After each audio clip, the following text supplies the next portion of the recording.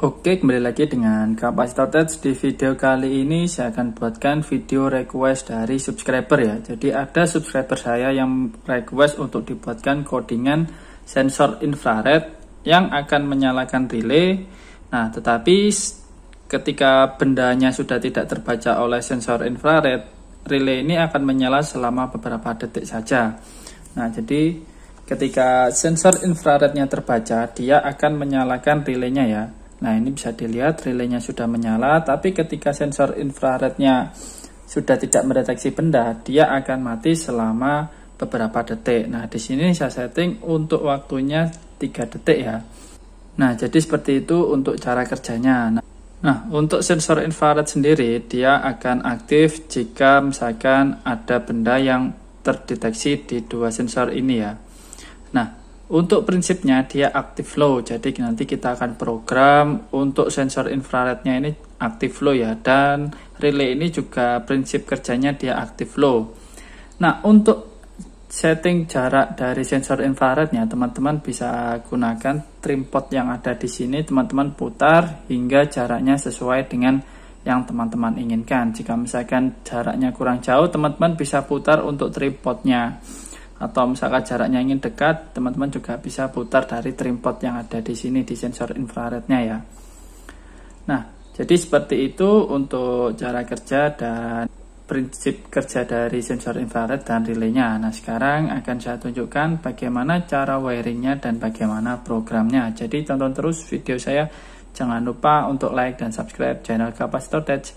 Nah, dan bagi teman-teman yang ingin request, ingin dibuatkan program, bisa kirim DM di Instagram saya, atau teman-teman bisa komen di kolom komentar ya.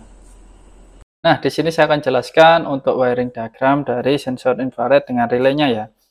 Nah, jadi sensor infrared ini bisa kita hubungkan di tegangan antara range-nya 3,3 volt sampai 5 volt ya. Jadi teman-teman bisa hubungkan untuk sensor infrarednya yang VCC-nya bisa teman-teman taruh di 5 volt ataupun bisa teman-teman taruh di 3,3 volt yang ada di pin Arduino ya. Lalu untuk ground-nya bisa langsung dihubungkan ke ground. Nah, sedangkan untuk relaynya teman-teman hubungkan di bagian 5 volt ya. Lalu untuk ground-nya dihubungkan dengan ground.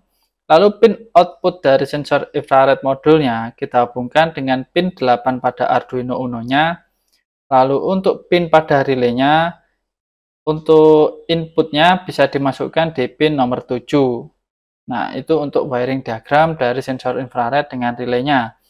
Nah, lalu kemudian untuk programnya di sini, kita deklarasikan dulu untuk sensor infrarednya yang berada di pin 8, lalu untuk relaynya yang berada di pin 7, dan di sini saya deklarasikan pembacaan dari sensor infrarednya, di mana nanti hasilnya sama dengan 0. Lalu di sini saya buatkan untuk pin modenya, di mana infrared sensornya itu dia sebagai input dan relaynya di situ dia sebagai output. Nah, lalu kita deklarasikan atau kita buatkan program untuk membaca dari sensor infrarednya.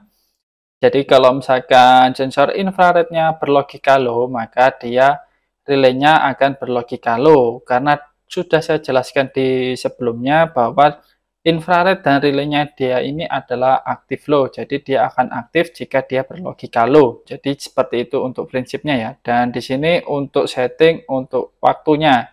Di sini saya setting waktunya selama 3 detik. Nah, teman-teman bisa ganti terserah berapa keinginan teman-teman untuk waktunya. Misalkan di setting 5 detik, di sini bisa diganti 5000, atau misalkan 10 detik, di sini bisa teman-teman ganti dengan 10.000. Lalu jika misalkan sensornya sudah tidak terbaca, dia akan berlogika high, di mana relaynya akan mati. Nah, jadi seperti itu. Nah, cuma matinya ini nunggu kalau sudah waktunya di sini sudah terpenuhi ya. Nah, jadi seperti itu untuk prinsip programnya.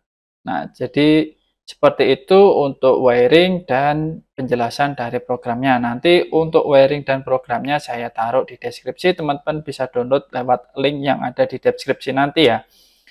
Nah, oke, cukup sekian untuk video kali ini. Bagi teman-teman yang punya codingan program yang tidak terselesaikan, bisa kirim DM di saya. Kalau misalkan ada waktu akan saya balas dan akan saya buatkan konten.